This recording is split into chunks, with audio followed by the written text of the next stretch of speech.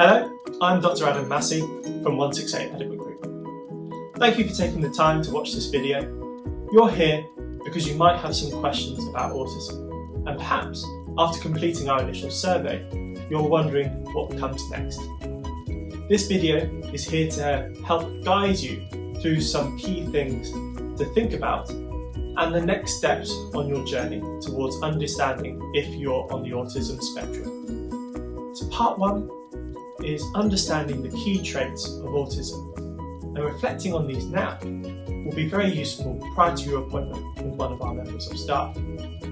Before we talk about what happens next, it's important to reflect on some of these key areas related to autism. You might have already started thinking about these from the survey, but take a moment to consider the following: social interaction and communication.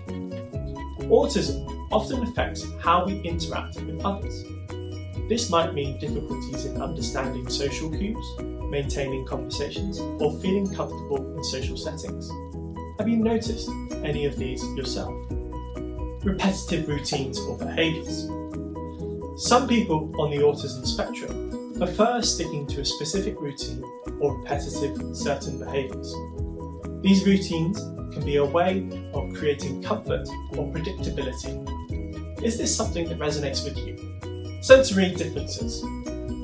Sensory sensitivities are common in autism. You might find certain sounds, lights, or textures overwhelming, or alternatively, you might not notice them at all. Take a moment to think about how you respond to your environment. Mental health history. Autism is sometimes accompanied by other mental health conditions like anxiety, depression, or ADHD. Reflecting on your own personal mental health history can be important when considering a diagnosis. Have you had any previous diagnosis or experienced mental health challenges? Support needs. Everyone's experience is unique, and the level of support needs varies from person to person. You might manage day-to-day tasks independently or require assistance for some areas such as home, work, or socially. Think about what kind of support you might need in your daily life. Brings us on to section 2, your right to choose. In England, you have the right to choose your autism assessment provider. This means you don't have to solely rely on the local NHS service for your assessment. You can choose a different NHS-approved provider, giving you greater flexibility in deciding who conducts your assessment. For some, that can mean a shorter waiting list, or the ability to find a service that feels more suitable to your needs. It is a significant decision, and we encourage you to discuss with the healthcare professional you meet in the surgery. Section 3, referral options. Now let's talk about the different referral options available to you. There are 3 main options that we can consider for autism assessments. 1. NHS local services. This is your standard route through the NHS, where your local mental health or community service will conduct your assessment. It may take some time to depend on the waiting list in your area. 2. Right to choose. As mentioned earlier, you can choose an NHS approved service outside of the local area. This can offer faster assessments and sometimes a different approach to the process. 3. Private providers. If you prefer, you can choose to go through a private provider, though this can come with some costs. Some patients opt to go for this route as they're seeking a quicker diagnosis and they can afford the private care. However, if you decide to go down this route, we encourage you to discuss this with our team, as we need to make sure that the provider is accredited and meets the necessary standards.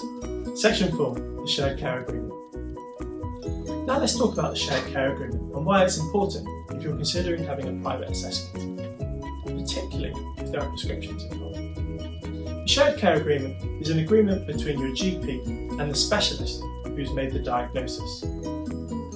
It allows us, as your GP surgery, to continue to manage your care after the diagnosis.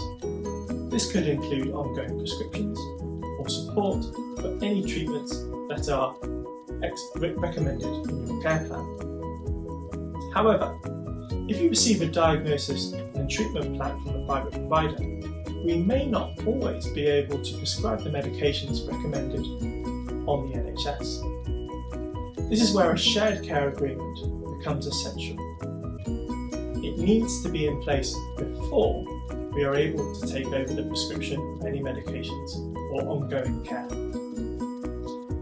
Why is it important? If your diagnosis is made privately and there are private prescriptions being recommended, it may mean that you are still having to pay for those private prescriptions until a shared care agreement is in place. A GP is unable to take over the prescription of that on the NHS until the provision of the care agreement. Therefore, it's important that you discuss with us in the surgery before deciding to go through a private route to make sure that a shared care agreement is already in place for that provider.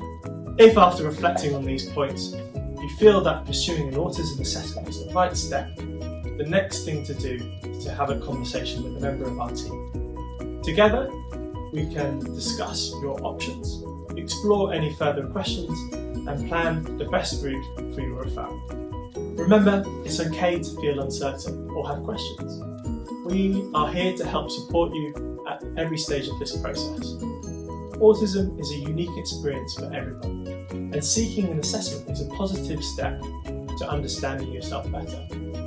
Please feel free to reach out to any member of the staff at the surgery if you'd like to discuss this further, or if you need more guidance.